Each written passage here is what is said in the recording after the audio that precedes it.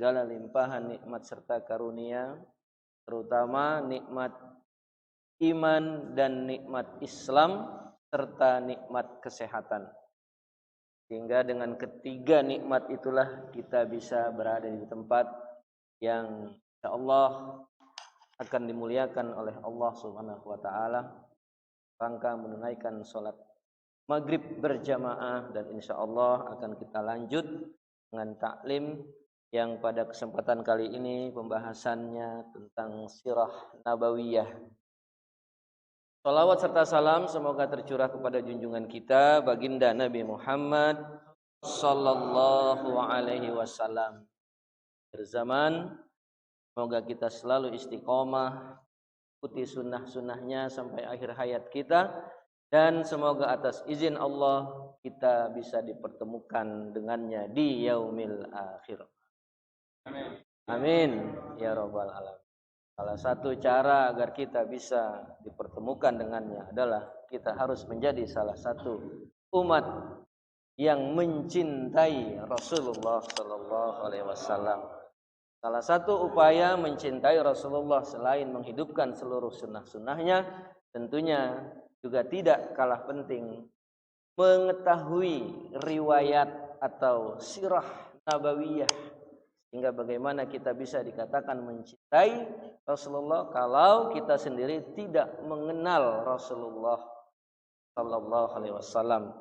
Semoga dengan pembacaan sirah nabawiyah ini yang rutin setiap minggu kita bacakan, semakin menambah pengenalan kita kepada pribadi dan sepak terjang dakwah daripada Rasulullah, sehingga kita betul-betul bisa mencintai Nabi Muhammad sallallahu alaihi wasallam. Baik, masyarul muslimin, kalau pada beberapa perjumpaan yang lalu telah selesai kita membahas tentang dakwah Rasulullah di Mekah yang terakhir sampai berakhirnya embargo atau pemboikotan. Pemboikotan Bani Hashim dan Bani Al-Muttalib, sehingga mereka mendapatkan penderitaan yang begitu luar biasa. Namun akhirnya embargo itu diselesaikan, dituntaskan, dan kemudian suasana duka juga meliputi diri Rasulullah dengan meninggalnya paman beliau, meninggalnya istri beliau, dan sampailah pada kesempatan ini dakwah Islam di luar Mekah.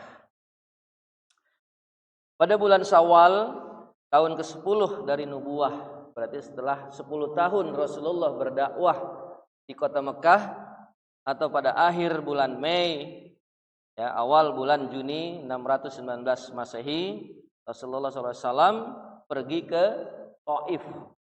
Mungkin kita sering mendengar kata Taif, yang berjarak kurang lebih 60 mil dari kota Mekah. 1 mil itu lebih kurang 1,6 kilo, atau kita anggap 1,5 kilo. Kalau 60 mil tambah setengahnya berarti sekitar 90 sampai 95 kilometer dari kota Mekah. Beliau berjalan dakwah ke kota Taif untuk menyampaikan risalah, untuk menyeru warga ataupun untuk Taif agar mereka mau menerima Islam. Beliau menuju sana dengan berjalan kaki. Masya Allah, 90 km berjalan kaki, pergi dan pulang. Jadi pulang pergi, pergi pulang, kalau pulang pergi pulang dulu berarti. Perginya jalan kaki, pulangnya juga jalan kaki sejauh 90 km.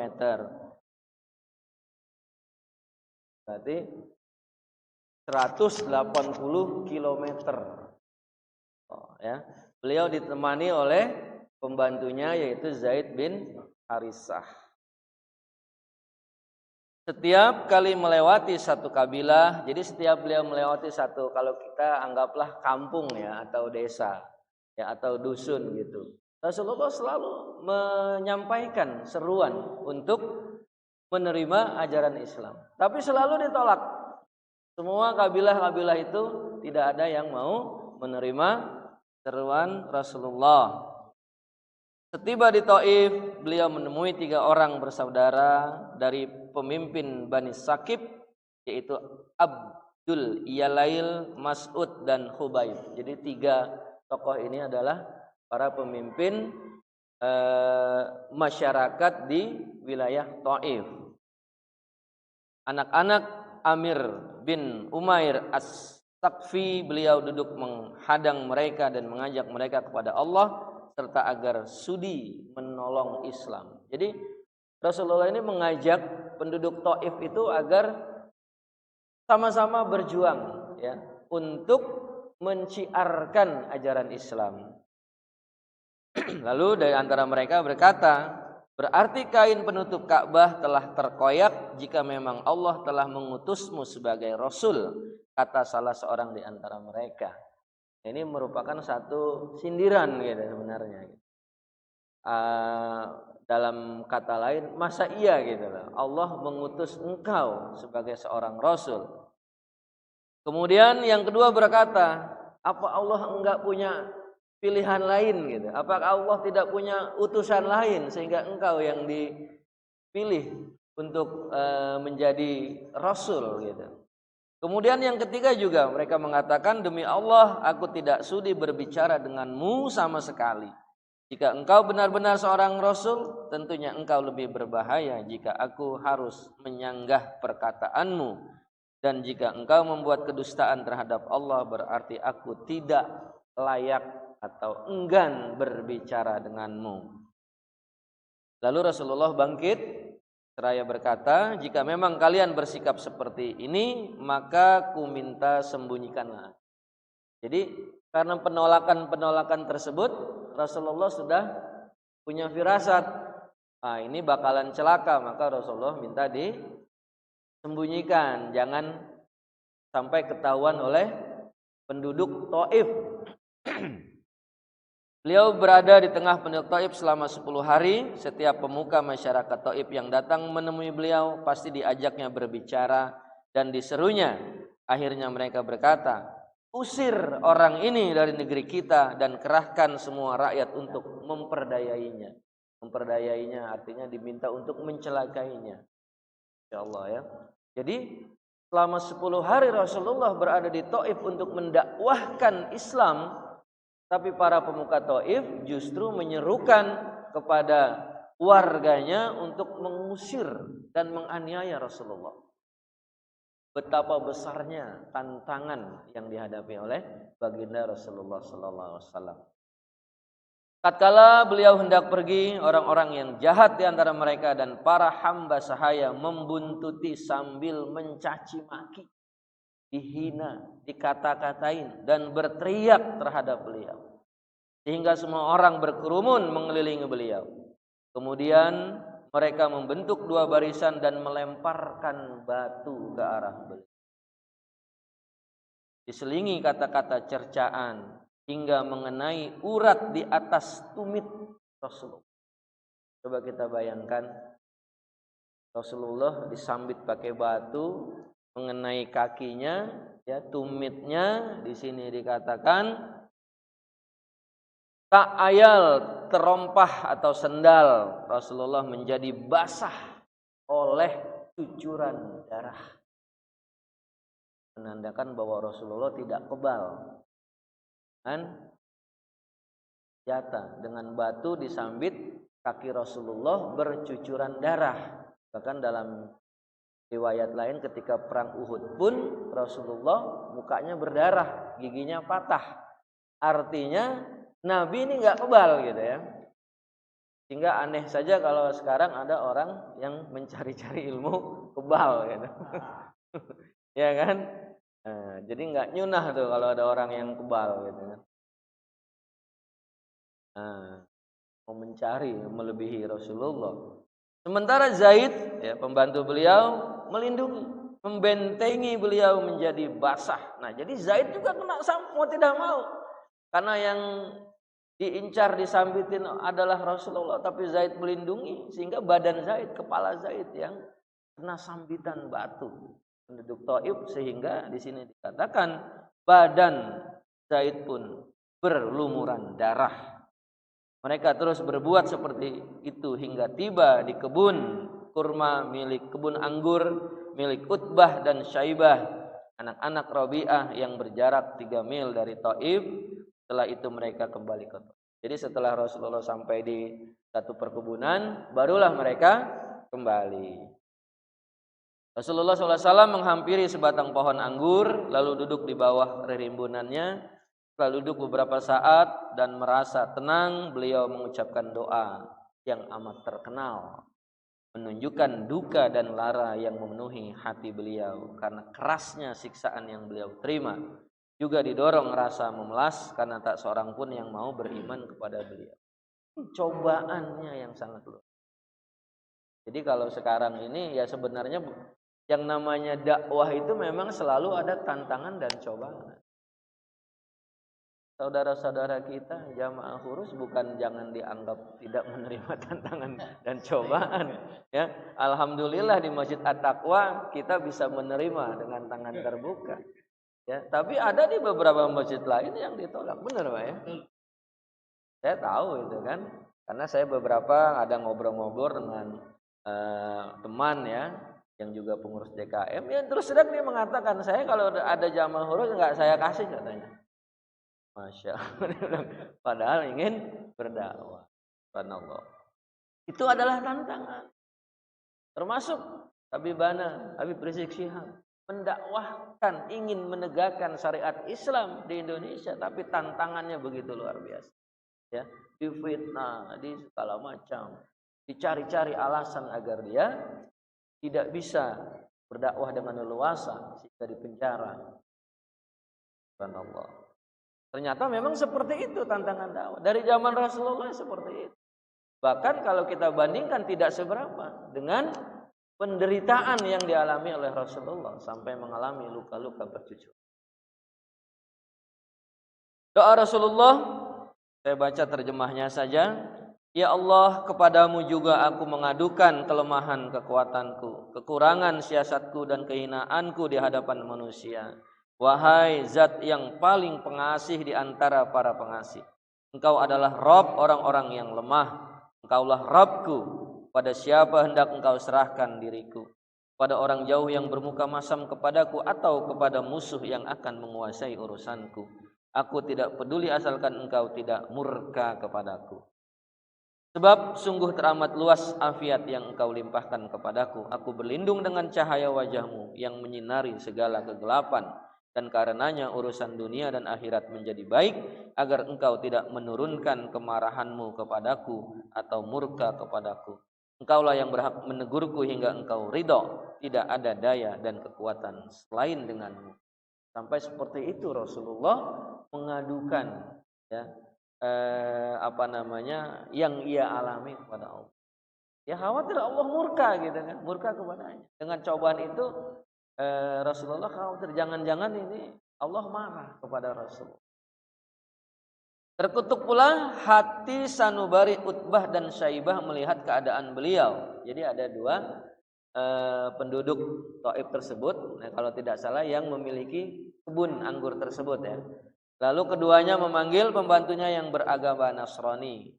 Ya, nama pembantunya Adas dan berkata, ambil setandan buah anggur ini dan serahkan kepada orang itu, maksudnya agar anggurnya diberikan kepada Rasulullah dan Zaid bin Haritha. Alhamdulillah masih ada orang yang berbaik hati sama Rasul.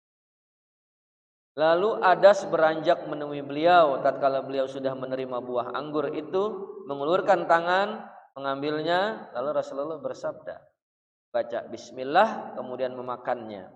Kata-kata ini tidak pernah diucapkan penduduk negeri ini. Jadi si pembantu pemilik kebun kurma itu heran, ini kalimat apa ini? Bismillah. Jadi seumur-umur dia tidak pernah mendengar kalimat atau ucapan yang seperti itu, seperti kalimat Bismillah. Jadi dia heran, nih kalimat apa gitu.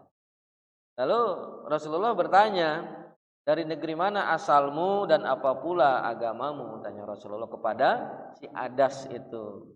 Aku seorang Nasrani, kata si Adas, dari penduduk Nineveh. Jawab pemuda itu. Lalu Rasulullah langsung membalas, dari negeri orang yang soleh, yaitu Yunus bin Matta. Sabda beliau, Jadi dari negerinya Nabi Yunus, berarti masih keturunan Bani Israel. Nah, apa yang Tuhan ketahui tentang nama Yunus bin Matta? Jadi orang Nasrani ini heran, kok Rasulullah bisa tahu ya tentang Yunus bin Matta? Jelas tahu kan, di dalam Al-Quran ada dikisahkan juga. Sama seperti yang lalu ketika saya bacakan, ketika Rasulullah mengirim utusan untuk hijrah ke mana? Habasyi, ya, ke Ethiopia. Nah, ketika sahabat itu berdialog dengan Raja Najasyi, apa yang engkau ketahui tentang ajaran agama yang disampaikan oleh nabimu? Beliau bercerita tentang kisah Nabi Musa ini dan sebagainya. Nah, Raja Najasyi heran, kok sama dengan kisah yang diimani oleh Raja Najasyi yang memang terdapat di dalam kitab Taurat, gitu kan? Akhirnya beliau bertanya, oh ternyata ajaran inilah yang sebenarnya, ya, yang memang ditunggu-tunggu setelah sekian ratus tahun sebagai penyempurna dari kitab-kitab yang pernah diturunkan oleh Allah Subhanahu wa taala. Lalu beliau menjawab, kata Rasulullah, ya, Yunus bin Matta adalah saudaraku. Beliau adalah seorang nabi, begitu pula aku. Nah, Adas langsung merengkuh kepala Rasulullah sallallahu alaihi wasallam, mencium tangan dan kaki beliau. Jadi si Adas ini rupanya juga adalah seorang yang, katakanlah kalau kayak kita ini, orang yang soleh. Jadi dia mengetahui nubuah bahwa nanti akan diturunkan seorang nabi dengan ciri-ciri seperti A, B, C. Bagaimana yang juga dialami oleh Salman Al-Farisi. Salman Al-Farisi ketika ia belajar atau mempelajari, sebelumnya dia adalah beragama Majusi, penyembah api. Lalu dia mempunyai pemikiran, enggak benar nih masa api disembah. Dia belajar kepada seorang pendeta. Pendeta itu adalah ahli kitab yang masih mengimani Injil yang asli. Pendeta itu mengajarkan kepada Salman Al-Farisi bahwa nanti akan diutus seorang rasul dengan ciri-ciri A, B, C. Salah satunya ia tidak menerima sedekah tapi menerima hadiah, di punggungnya ada tanda seperti dan sebagainya. Nah, ketika Salman Al-Farisi pergi ke kota Madinah, ia mencari mana orang yang tanda-tandanya seperti dikatakan oleh pendeta, dan ketika ia menemui tanda-tanda ciri-ciri itu pada diri Rasulullah, langsung Salman Al-Farisi beriman dan bersahadat kepada. Demikian juga Adas ini, ya, karena dia sudah mengetahui ciri-ciri nabi akhir zaman yang disebutkan di dalam kitab Taurat. Melihat kejadian itu, kedua anak Rabi'ah saling berbisik, pembantu itu telah dirusak. Jadi ini si tuan yang punya kebun anggur ini marah nih, nggak senang melihat pembantunya justru kok malah mengikuti ajaran nih atau agama yang dibawakan oleh Rasulullah. Celaka kamu, katanya. Apa yang telah kamu lakukan? Tanya mereka berdua setelah Adas kembali. Wahai tuanku, ini kata si Adas, ya, di dunia ini tidak ada sesuatu pun yang lebih baik daripada orang itu. Maksudnya tidak ada yang lebih baik daripada Rasulullah. Dia telah mengabariku sesuatu yang tidak diketahui oleh seorang nabi, kata Adas. Jadi kalau Adas sudah sangat yakin bahwa inilah nabi akhir zaman yang telah dinubuahkan baik di dalam Taurat maupun di dalam Injil. Celaka kamu, wahai Adas, jangan sekali-kali dia membuatmu keluar dari agamamu, karena agamamu jauh lebih baik daripada agamanya. Rasulullah SAW keluar dari kebun itu dalam keadaan murung, sedih, dan hati teriris-iris menuju kota Mekah. Setelah berjalan beberapa saat dan tiba di Qarnul Manazil, Allah mengutus Jibril disertai seorang malaikat penjaga gunung yang meminta pendapatnya untuk meratakan ahsabaini kepada penduduk Mekah. Dalam riwayat yang mungkin sering kita dengar, malaikat Jibril itu mengatakan kepada Rasulullah, apa yang engkau inginkan? Apakah engkau ingin aku membalikan negeri Taif sehingga porak-poranda? Apakah engkau menginginkan aku menghancurkan sehingga penduduk Taif binasa semuanya? Kata Rasulullah, jangan. siapa tahu nanti anak cucu daripada penduduk Taif ini ada yang beriman. Kalau dihabisin penduduk Taif nanti habis. Ya. Seperti nabi-nabi terdahulu memang seperti itu. Pada masa Nabi Nuh kan semua penduduk bumi binasa. Hanya Nabi Nuh dan pengikutnya saja yang menaiki ke dalam kapal yang diselamatkan, sehingga ya tinggal segitulah penduduk. Nah, tapi Rasulullah dia mempunyai visi yang pemikiran yang jauh ke depan. Boleh jadi orang-orang penduduk Taif sekarang mereka tidak mau beriman kepadaku, tapi siapa tahu nanti anak cucu mereka mau beriman. Dan ternyata memang benar kan, nanti pada akhirnya kan juga seluruh penduduk Taif itu beriman kepada Rasulullah SAW. Setelah tiba di Qarnut Sa'ib, yang di sana ada segumpal awan yang melindungiku, aku memandang ke awan itu, yang ada di sana ada Jibril, dia berseru, ya. Malaikat Jibril berkata, sesungguhnya Allah sudah mendengar apa yang dikatakan kaummu kepadamu dan apa yang mereka lakukan terhadap dirimu. Allah telah mengutus seorang malaikat penjaga gunung agar engkau menyuruhnya menurut apapun yang engkau kehendaki. Ini barusan sudah saya sampaikan ya. Jadi Rasulullah menolak apa tawaran dari malaikat Jibril untuk membinasakan penduduk Taif. Kemudian Rasulullah sallallahu alaihi wasallam merasa senang dan hatinya tentram karena mendapat pertolongan gaib dari Allah dari atas 7 langit. Kemudian beliau melanjutkan perjalanannya hingga tiba di Wadi Nakhlah dan menetap di sana beberapa hari. Di Wadi Nakhlah ini ada 2 tempat yang sangat strategis sebagai tempat tinggal, karena di sana ada mata air yang cukup besar dan tanahnya subur, namun tidak ada referensi yang bisa membantu bahwa tempat tersebut dijadikan.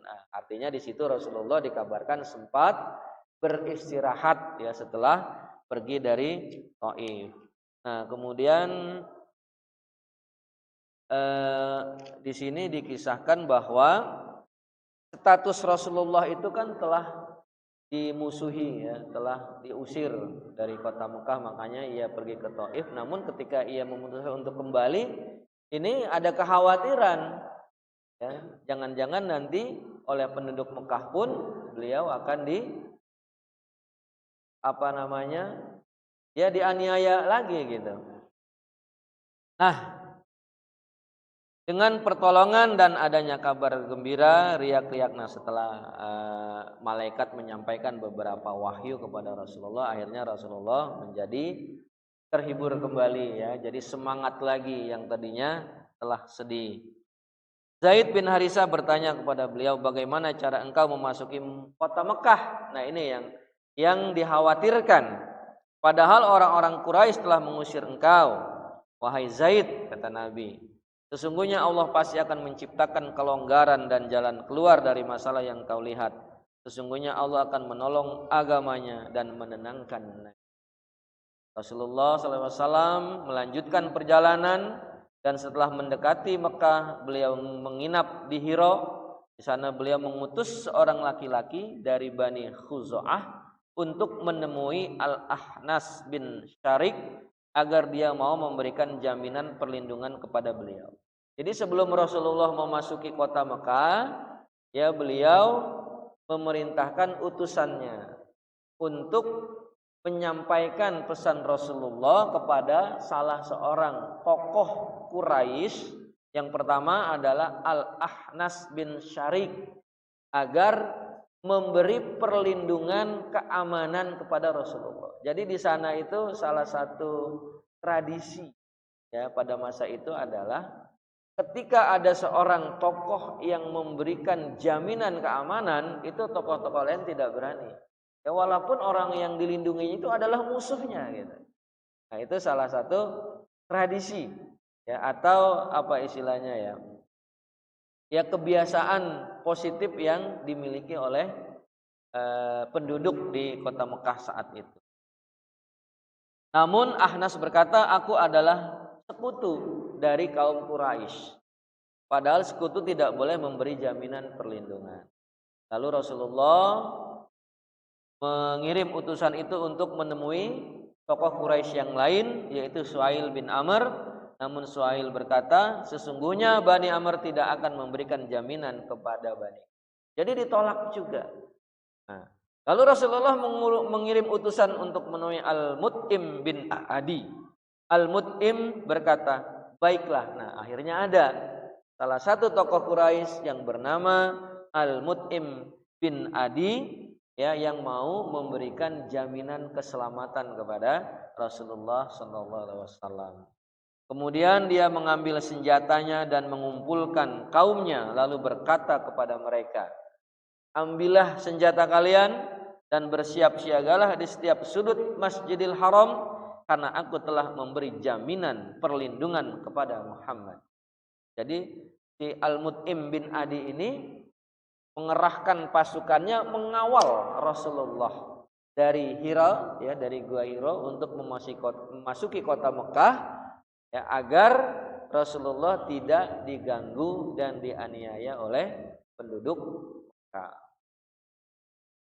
Kemudian setelah ia mengirim utusan menemui Nabi Sallallahu Alaihi Wasallam dan mempersilahkan beliau masuk Mekah disertai dengan Zaid bin Harisah, beliau memasuki Masjidil Haram dengan aman. Sementara Al-Mut'im bin Adi berseru dari atas hewan tunggangannya. Dari sini tidak disebutkan unta apa kuda gitu ya. Biasanya si kuda, kalau udah bawa senjata pasti kuda ya. Wahai semua orang Quraisy, sesungguhnya aku telah memberikan jaminan perlindungan kepada Muhammad, maka tak seorang pun di antara kalian boleh bertindak semau sendiri terhadap diri. Jadi ketika seorang tokoh Quraisy di sana mengatakan telah memberikan jaminan atau perlindungan kepada seseorang, itu artinya ketika ada orang mengganggu orang yang dilindungi itu sama saja dengan mengganggu dia. Jadi akan dihabisin sama orang yang memberikan jaminan perlindungan. Akhirnya beliau berhenti di dekat Hajar Aswad, lalu menciumnya dan sholat 2 rakaat. Setelah itu beliau pulang ke rumah. Sementara Mut'im bin Adi dan anak-anaknya terus bersiap siaga dengan senjatanya hingga beliau masuk ke dalam rumah. Jadi betul-betul ya, perlindungan itu betul-betul sangat dijaga ya. Rasulullah dipastikan masuk ke dalam rumah, barulah Al-Mut'im bin Adi meninggalkan Rasulullah.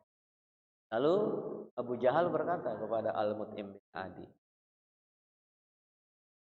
apakah engkau hanya sekedar memberi jaminan perlindungan atau menjadi pengikut? Jadi Abu Jahal ini bertanya kepada Al-Mut'im bin Adi yang memberikan perlindungan kepada Rasulullah. Pertanyaannya adalah, kamu cuma memberi perlindungan keamanan atau engkau telah ikut-ikutan agama Muhammad?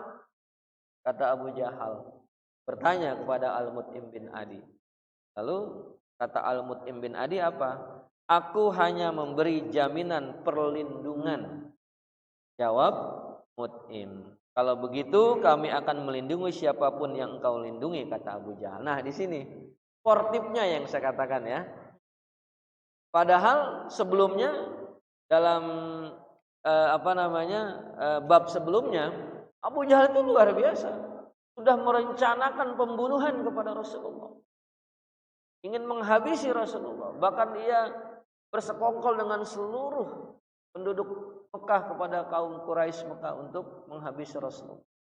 Dia bahkan menawarkan pengganti Nabi, ya, seorang pemuda yang paling keren, yang paling ganteng, yang paling tampan untuk diberikan kepada Abu Thalib sebagai ganti daripada Rasulullah, agar Rasulullah diserahkan. Tapi ditolak mentah-mentah oleh Abu Thalib, paman Rasulullah. Nah, itu artinya sedemikian jahatnya Abu Jahal. Tapi ketika mengetahui Al-Mut'im bin Adi memberikan perlindungan kepada Rasulullah, beliau tidak bisa berbuat apa-apa. Kalau begitu aku pun akan melindunginya gitu. Artinya tidak akan mengganggu Rasulullah. Rasulullah SAW selalu teringat dengan jasa baik Al-Mut'im bin Adi. Cuma sangat disayangkan ya, ketika terjadi perang Badar ya, antara pasukan kaum muslimin dengan pasukan kaum musyrik Quraisy. Ini Al-Mut'im bin Adi berada di pihak musyrikin Quraisy. Sehingga dikatakan Al-Mut'im gugur di dalam peperangan tersebut. Sampai Rasulullah mengatakan, seandainya pada saat perang itu Al-Mut'im masih hidup dan ia datang kepadaku meminta perlindungan, kata Rasulullah, maka aku akan memberikan perlindungan dan mengampuni tawanan ini. Tapi ini dikatakan Al-Mut'im gugur di dalam perang Badar tersebut. Akhirnya tidak sempat, ya artinya tidak sempat mendapatkan hidayah, ya. Jangankan Al-Mut'im, ya, pada kisah yang sebelumnya saat-saat paman Nabi, ya, Abu Thalib sampai meninggal itu tidak mendapatkan hidayah, ya kan? Bahkan ketika ia mau menghadapi sakaratul maut, Rasulullah itu membimbingnya agar pamannya itu mengucapkan kalimat syahadat, tapi tidak, ya. Diminta asyhadu alla ilaha illallah wa asyhadu anna Muhammadar Rasulullah. Tapi kata Abu Thalib apa? Ya, aku mengakui Allah sebagai Tuhanku dan Muhammad engkau adalah keponakanku. Jadi enggak mau mengakui sebagai.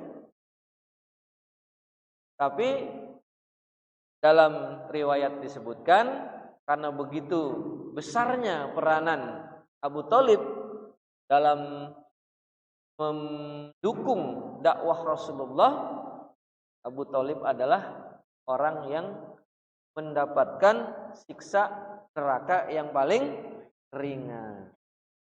Itu sudah saya sampaikan. Apa ringannya siksa neraka yang diterima oleh Abu Thalib? Ketika ia menginjakan kakinya di neraka yang paling atas tuh kan, itu ubun-ubunnya lumer.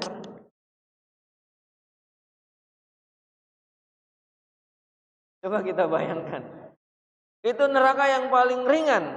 Ketika Abu Thalib menginjakan kakinya di bara api neraka yang paling atas, yang paling enteng, ubun-ubunnya meleleh.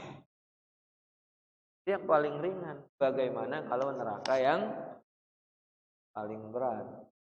Yang dalam riwayat dikatakan perjalanan dari atas sampai ke dasar neraka, ya, sampai darkil asfali minan nar, itu 70 tahun itu batu baru sampai dasar. Secara 70 tahun ada yang mengatakan 70 tahunnya 70 tahun akhirat, bukan 70 tahun kita, di mana satu hari akhirat sama dengan 1000 tahun kita dunia. Jadi kalau 70 tahun perjalanan itu 70 tahun kali 360 kali 1000. Masya Allah, berapa puluh ribu tahun itu. Sedemikian dalamnya neraka. Jadi nggak usah berharap orang yang berada di dasar api neraka bisa selamat keluar dari neraka. Dan yang namanya dasar neraka itu memang hanya ditempati orang-orang munafik. Ya, innal munafiqu fid-darkil asfali minan nar. Sesungguhnya orang-orang munafik itu tempatnya adalah di dasar kerak neraka yang paling dalam. Semoga kita terhindar dari azab yang sekecil apapun. Kalau kita bicara azab neraka tadi sudah kita sampaikan, yang paling ringan saja yang diterima oleh Abu Thalib, jika kakinya dipijakan, kepalanya, ubun-ubunnya hangus. Baik, ma'asyiral muslimin, mudah-mudahan ya, pembacaan dakwah Rasulullah di luar kota Mekah, ya, walaupun hanya sekelumit, yang penting kita paling tidak sudah bisa mengetahui bahwa begitu beratnya, begitu besarnya cobaan dan ujian yang dialami oleh Rasulullah di dalam menyiarkan ajaran. Oleh karena itu, bagi kita jangan ada kata menyerah ya di dalam berdakwah. Pada kesempatan lalu juga sudah saya sampaikan bahwa berdakwah itu hukum asalnya adalah fardu ain. Jadi setiap orang wajib berdakwah. Walaupun ketika dalam satu wilayah sudah ada sekelompok orang yang mengambil peran dakwah tersebut menjadi fardu ain. Wal takum minkum ummatan yad'una ilal khair ta'muruna bil ma'ruf wa tanhauna 'anil munkar faulaika humul muflihun. Hendaklah ada segolongan umat yang menyeru kepada kebaikan. Makanya Masya Allah ini saudara kita dari tabligh ini luar biasa ya. Ini bukan hanya segolongan nih, seluruh dunia. Saya dengar di Kutub Utara udah ada ya Ustaz ya. Oh, jadi nanti kalau kita kesasar di Kutub Utara cari aja. Saya cari aja saudara kita jamaah tabligh. Insyaallah nanti di Kordoba ya. Masya Allah. Di Kutub Utara ada itu ya. Saya juga pengalaman ya. Waktu di Samarinda, di Balikpapan itu selalu ketemu. Di Pekanbaru saya ketemu saudara. Luar biasa. Ya, bahkan waktu saya di Pekanbaru ada kedatangan tamu jamaah huruf dari Garut. Ketemu nih saya nih sama orang masih satu pulau lah gitu kan. Luar biasa. Semoga saudara-saudara kita ini selalu diberikan kesehatan oleh Allah Subhanahu wa taala, selalu diberikan kekuatan untuk terus mensiarkan, terus berdakwah di jalan Allah Subhanahu wa taala. Mari kita akhiri dengan doa singkat. Allahumma shalli wa sallim wa barik ala Muhammadin sayyidil awwal wal akhir wa barik wa sallim wa radallahu ta'ala li sahabati Rasulillah ajmain. Alhamdulillahirabbil alamin. Hamdan yuwafi ni'amahu wa majidah. Ya rabbana lakal hamdu kama sultanik. Allahumma shalli ala sayyidina Muhammadin wa ala alihi wa ajmain. Allahumma ighfir lana wa li walidayna warhamhum kama rabbawna shighara. Allahumma hab lana min azwajina wa dzurriyyatina qurrata a'yun waj'alna lil-muttaqina imama. Rabbij'alna muttaqina wa min sayyi'atina rabbana wa taqabbal du'a. Allahumma rzuqna rizqan wasi'ah wa ilman nafi'ah wa amalan mutaqabbala wa zamban maghfura wa tijaratan lan tabur ya arhamar rahimin. Rabbana atina fid dunya hasanah wa fil akhirati hasanah wa qina adzabannar. Subhana rabbika rabbil izzati amma yasifun wa salamun alal mursalin walhamdulillahi rabbil alamin. Wassalamu alaikum warahmatullahi wabarakatuh.